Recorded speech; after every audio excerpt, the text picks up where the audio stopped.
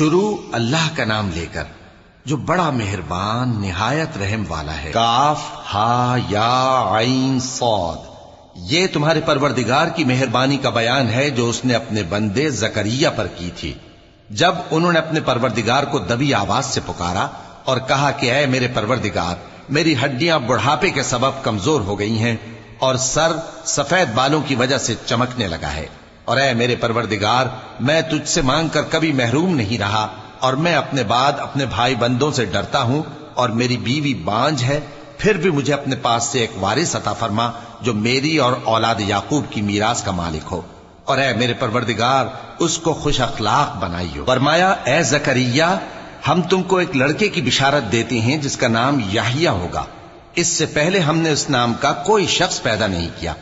انہوں نے کہا کہ پروردگار، میرے ہاں کس طرح لڑکا ہوگا جبکہ میری بیوی بانجھ ہے اور میں بڑھاپے کی اس حالت کو پہنچ گیا کہ سوکھ گیا ہوں۔ حکم ہوا کہ اسی طرح ہوگا۔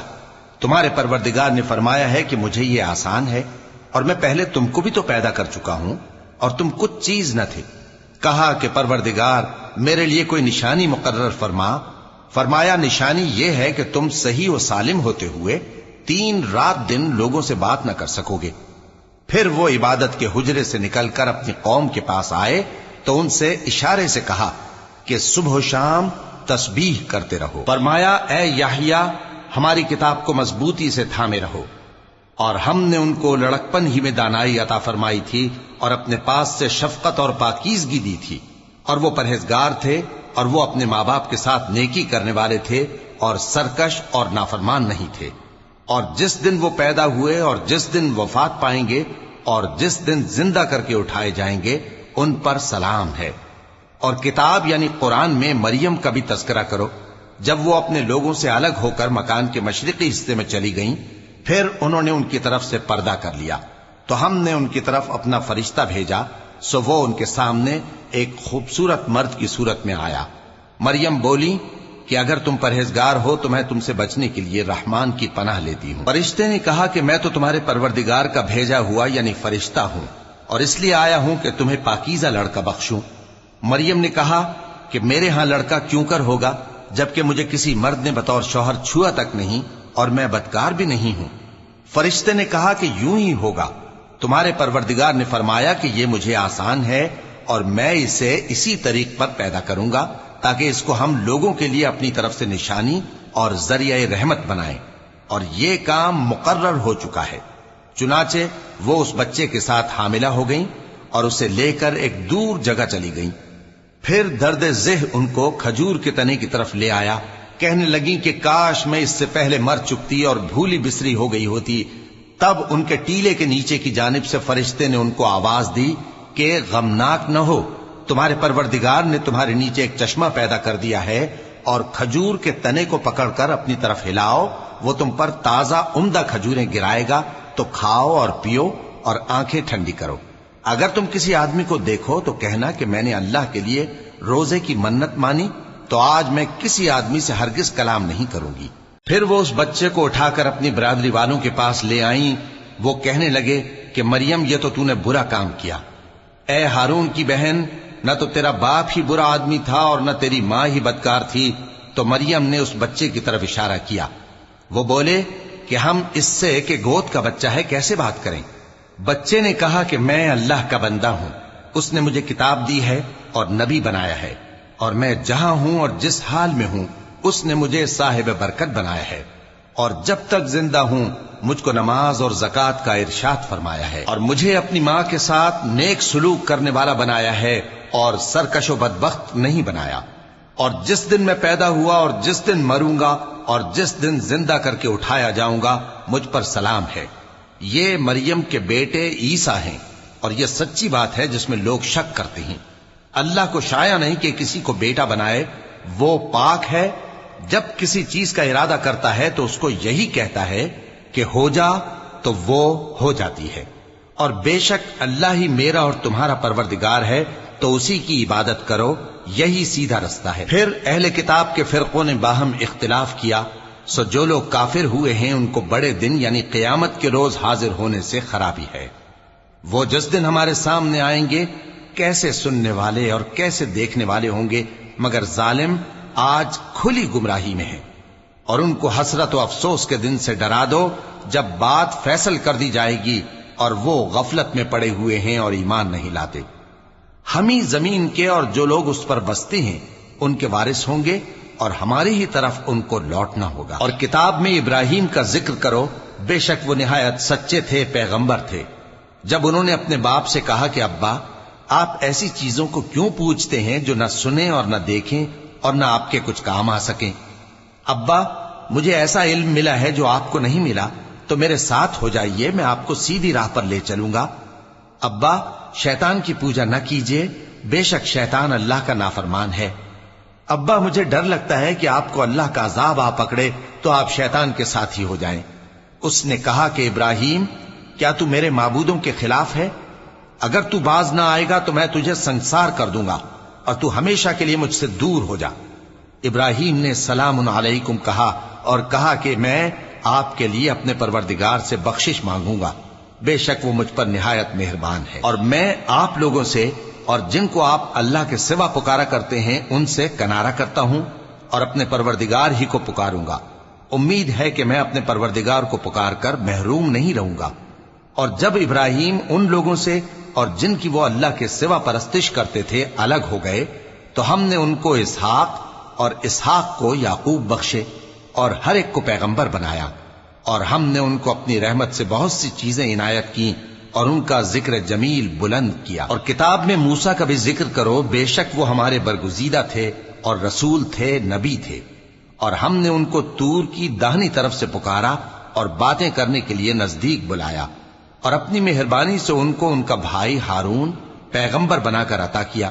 اور کتاب میں اسماعیل کا بھی ذکر کرو، وہ وعدے کے سچے اور رسول تھے، نبی تھے، اور وہ اپنے گھر والوں کو نماز اور زکوٰۃ کا حکم کرتے تھے اور اپنے پروردگار کے ہاں پسندیدہ تھے۔ اور کتاب میں ادریس کا بھی ذکر کرو، وہ بھی نہایت سچے تھے، نبی تھے، اور ہم نے ان کو اونچی جگہ اٹھا لیا تھا۔